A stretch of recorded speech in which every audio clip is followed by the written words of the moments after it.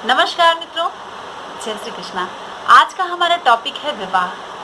विवाह एक बहुत बड़ी समस्या बनकर उभर रहा है आज के परिवेश में। जब हम वेल सेटल्ड हो जाते हैं, हमारी पढ़ाई समाप्त हो जाती है और हमें अब ज़रूरत होती है एक्चुअल में कि हम विवाह के बंधन में बंधें, क्योंकि 16 संस्कारों में से हमारे भारतीय ज्योतिष में विवाह का एक बहुत ही महत्वपूर्ण स्थान माना जाता है।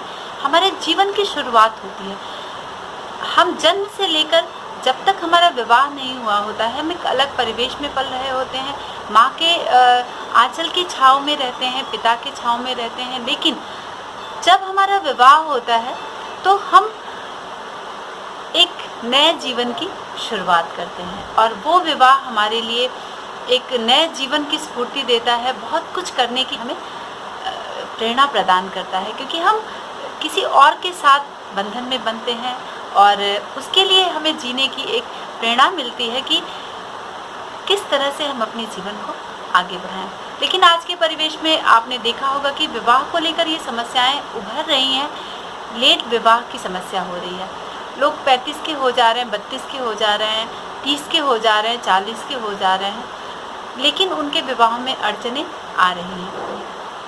इसी को लेकर आज मैं आपको बताने वाली हूँ कि हमारे ग्रह जो हैं, सूर्य से लेकर शनि तक, उनकी नैसर्गिक आयु क्या होती है, कब हमारा विवाह संभव होगा, और बहुत सारी चीज़ें ऐसी होती हैं कि उन ग्रहों पर भी कुछ प्रभाव पड़ते हैं, जिसकी वजह से और भी आयु में वृद्धि हो जाती है और हमारे विवाह में लेट हो जाता है। आप सभी की बहुत सारी समस्या थी। आज तो मैं शहर से बाहर हूँ, लखनऊ में हूँ, इसीलिए मैं बिना बोर्ड के आपको समझाने की कोशिश कर रही हूँ। मित्रों, मुझे उम्मीद है कि आपको समझ में आएगा, क्योंकि जितना हम बातों से, अपने वाणी से आपको समझा सकते हैं, हमें लगता है, और आप मुझे कमेंट बॉक्स में ज़रूर बताएंगे कि मैं जिन बातों को आपको समझाने की कोशिश कर रही हूँ वो आपको एक्चुअल में समझ में आया कि नहीं आया। बोर्ड से तो बहुत सारे मिलते हैं कि आपने बहुत अच्छा समझाया या इस चीज़ को बहुत अच्छे से क्लियर किया, या बहुत सारे कमेंट्स आते हैं कि क्लियर नहीं हुआ सब्जेक्ट या विषय जो मैं आपको बता रही हूँ वो क्लियर नहीं हुआ। लेकिन आज मैं जो बता रही हूँ वो आपको बताना होगा कि आपको समझ में आया कि नहीं। तो हम विवाह को लेकर चर्चा कर रहे हैं कि विवाह किस तरह से हमारे जीवन में प्रवेश करेगा, नए लाइफ के रूप में, नए स्फूर्ति के रूप में, नई प्रेरणा के रूप में। अब हम ग्रहों के नैसर्गिक आयु के विषय में आपको बताएंगे। और जो सप्तम स्वामी होगा हमारा, यानी आपका कोई भी लग्न हो सकता है, आपकी कोई भी राशि हो सकती है, और आप 3-4 चीज़ों से हम अपने विषय का निर्धारण करते हैं। अगर हम विवाह को लेते हैं तो बहुत सारी लड़कियों के हमारे पास फ़ोन कॉल्स आते हैं। मैं उन्हें बता नहीं पाती हूँ प्रॉपर, क्योंकि इतनी ज़्यादा कॉल्स आते हैं तो मैं उनको फेस टू फेस जवाब नहीं दे पाती हूँ। आज मैं उसी विषय को क्लेरिफाई करना चाहती हूँ कि आप सब हमारे इस वीडियो को देखें और अपने विषय से संबंधित चीज़ों को समझें।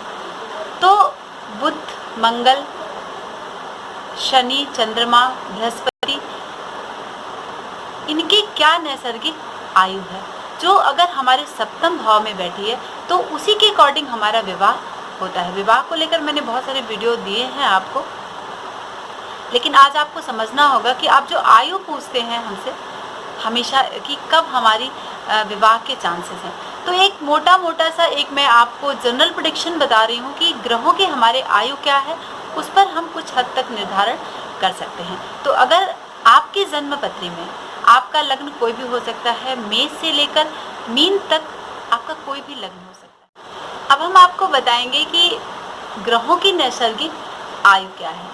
आप आयु को लेकर सबसे ज़्यादा चिंतित रहते हैं, आपके जो प्रश्न होते हैं वो हमसे आयु को लेकर होते हैं। बहुत सारी लड़कियां, बहुत सारे लड़के मुझसे पूछते हैं कि मैम मेरी इतनी उम्र हो गई लेकिन विवाह नहीं हो रहा है और हम वेल सेटल्ड हैं।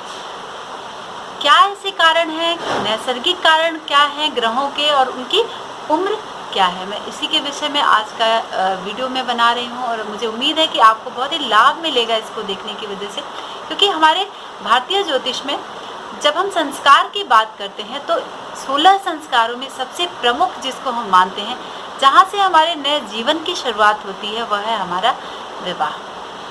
हमें नई ऊर्जा और नई प्रेरणा मिलती है आगे के जीवन को जीने के लिए। लेकिन अगर हमारा विवाह विलंब से होता है तो हम मायूस से हो जाते हैं और हमें लगता है कि शायद ऐसा हो कि हमारा विवाह ना हो पाए, तो मित्रों, आज आप अपने सप्तम भाव के स्वामी के अनुसार जानेंगे कि क्या है आपके विवाह की आयु।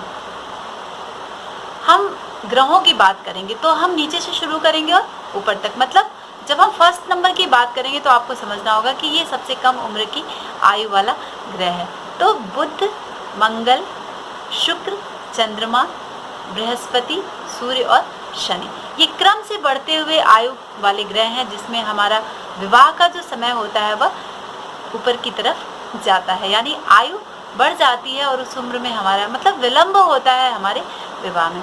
तो सप्तम भाव के यानी मेष से लेकर मीन तक आपके जो भी आपके सप्तम भाव का स्वामी है। अब आपको आपके बर्थ चार्ट में ये देखना है कि आपके बर्थ चार्ट में कौन सा ग्रह सप्तमेश है। यहाँ मैं सिर्फ सप्तमेश की बात कर रही हूँ। तो आप अगर मेष राशि है तो सप्तमेश क्या होगा, तुला राशि होगी, यानी शुक्र उसका स्वामी होगा। अगर वृष राशि है तो आपका सप्तमेश मंगल होगा, यानी वृश्चिक राशि होगी। यदि आपका मिथुन लग्न है तो आपका सप्तमेश बृहस्पति होगा और उसका स्वामी बृहस्पति है, उसका वो 9 नंबर की राशि वहाँ पर होगी। अगर कर्क राशि है तो 10 नंबर की राशि आएगी, यानी उसका स्वामी शनि हो गया।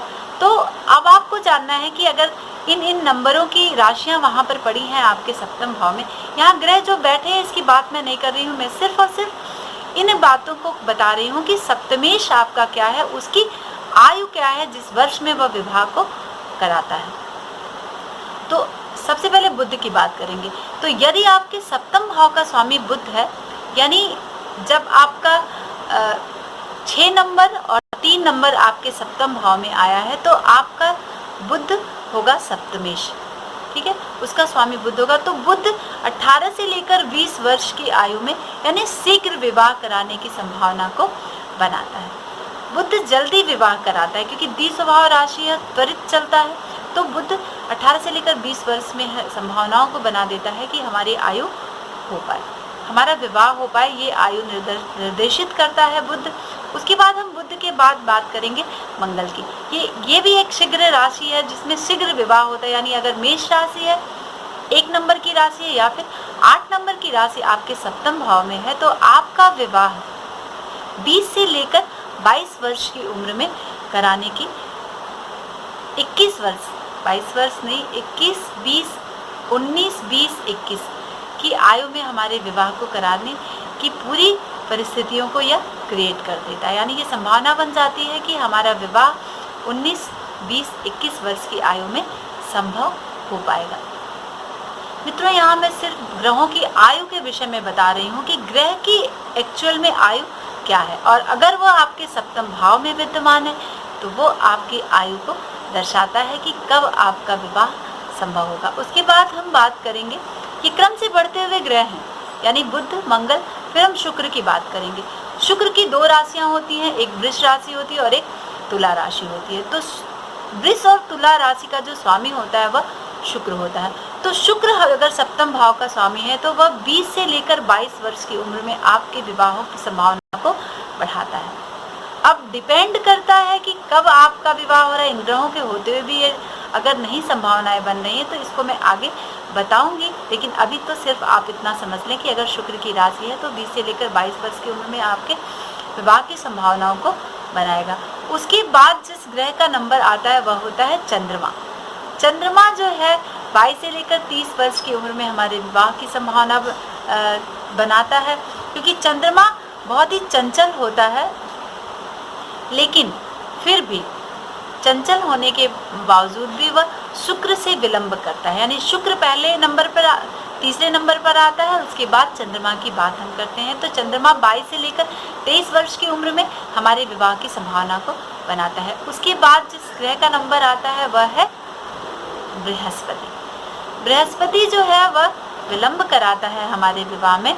तो अगर बृहस्पति आपके सप्तम भाव का स्वामी यानी 9 नंबर या फिर 12 नंबर की राशि है तो उसका स्वामी होगा बृहस्पति, और बृहस्पति आपको 24 वर्ष की उम्र में आपके विवाह की संभावना बनाता है, यानी 23, 24, 25 के लगभग वह आपके विवाह की संभावना बनाता है। फिर नंबर आता है सूर्य का। सूर्य विलंब करता है, तो सूर्य अगर आपके सप्तम भाव का स्वामी है, अगर 5 नंबर की राशि आपके सप्तम भाव में है तो आपके विवाह की संभावना को 25-26 वर्ष की उम्र में बनाता है यह सूर्य।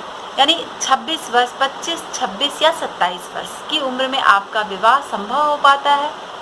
यह हमारे ग्रही कारण है जिसकी उम्र इतनी ही होती है और इसी के अनुसार वह आपको विवाह करा पाने में सक्षम होता है। फिर हम बात करेंगे सबसे विलंबित ग्रह की, उसका नाम है शनि। शनि का नाम सुनते आप सब डर जाते हैं, लेकिन शनि मित्रों बहुत कुछ दे भी जाता है। तो अगर शनि आपके सप्तम भाव का स्वामी है, यानी 10 नंबर की राशि या फिर 11 नंबर की राशि आपके सप्तम भाव में है, तो आपके विवाह की संभावना 27, 28, 29, 30, 31 और 32 इतनी उम्र में आपकी विवाह की संभावना बनती है। लेकिन मोस्टली 28 वर्ष में वो विवाह कराता है, जिसकी आयु शनि की 28 वर्ष है। तो लगभग हम 1 साल पहले और 1 साल 2-3 साल बाद में लेकर चलते हैं कि कभी कभी और भी ग्रहों की दृष्टियाँ पड़ती हैं, जिसकी वजह से हमारे विवाह में विलंब होता है। एक बहुत ही खास बात मैं आपको बताना चाहती हूँ कि जब ये तो हमारे ग्रहों की आयु हो गई, ठीक है। अगर आपके सप्तमेश का स्वामी ये ग्रह हैं, तो जैसे अगर बुध है तो बुध जल्दी विवाह करा देता है, मंगल है तो जल्दी करा देता है, या शुक्र है तो जल्दी विवाह करा देता है। ये हमारे पुराने जब हम पहले के ज़माने में बहुत जल्दी शादियाँ होती थी, ठीक है, 16 वर्ष की उम्र में, 11 वर्ष की उम्र में, 15 वर्ष की उम्र में। तो ये निश्चित जो आयु है, हमारे ऋषि मुनियों ने इन आयु को ग्रहों के अनुसार दिया है। लेकिन आज के परिवेश में आपको पता है कि 21 वर्ष से नीचे ऊपर किसी का विवाह ही नहीं हो रहा है, क्योंकि एक निर्धारित समय है कि हम 21 वर्ष 18 वर्ष के पहले विवाह नहीं कर सकते हैं। तो अब विलम्ब हो रहा है क्योंकि हम अपने एजुकेशन को लेकर बहुत ही अवेयर हो गए हैं, पढ़ाई को लेकर, अपनी शिक्षा को लेकर, या कुछ और भी कारण होते हैं जिसकी वजह से हम जानबूझकर अपने विवाह को विलम्ब कराते हैं। तो आज के परिवेश में आप मानकर चलिए कि 21 वर्ष से लेकर 30 वर्ष तक, 28 वर्ष तक लगभग हम नहीं सोचते हैं अपने विवाह के विषय में, क्योंकि जब हम हमारा कैरियर सेटल्ड हो जाता है, चाहे वो लड़की हो या फिर लड़का, तभी हम अपने विवाह को के विषय में सोचते हैं। तो अगर आपका बुध है, मंगल है या शुक्र है, क्योंकि ये बहुत जल्दी शीघ्र विवाह कर, तो इस उम्र में जब आप पहुंचते हैं और अगर विवाह नहीं करना चाहते हैं, तब भी आपको, चाहे अगर महिला है तो पुरुष वर्ग से, या फिर पुरुष है तो महिला से अट्रैक्ट करता है। विवाह जैसी संभावनाएं आपके जीवन में आती हैं, यानी आप रिलेशनशिप में बंधते हैं। जब इन ग्रहों की दशाएं आती हैं, तब आपके विवाह की उस तरह की संभावना दिखती है। लेकिन अगर सप्तम भाव में, जैसे अगर बुध है सप्तमेश आपका, ठीक है, तो आप सोचेंगे कि अब तो मेरा विवाह जल्दी हो जाना चाहिए।